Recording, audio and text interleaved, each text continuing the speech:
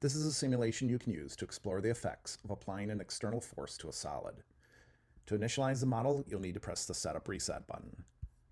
A solid shape will load into the model, where each blue dot represents a particle within the solid. A particle could be thought of as a single atom, or it could be thought of as a subunit of atoms that is part of a repeating pattern across the crystal within a rock.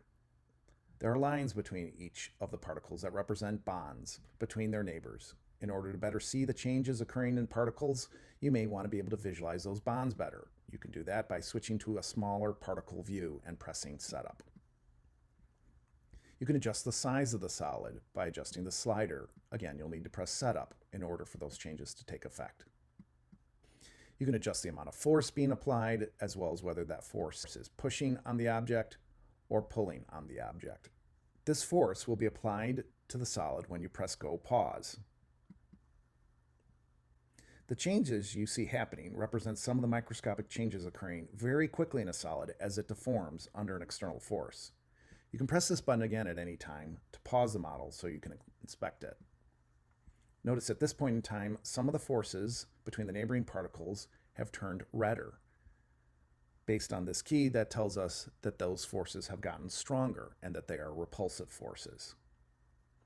You can tell how much the solid has deformed by looking at this monitor here, or by comparing it in this graph up here, where the green line represents the initial size of the solid when we started before we applied a force, and the black line represents the relative change in size of the solid over time. Notice that this graph also shows changes occurring over time.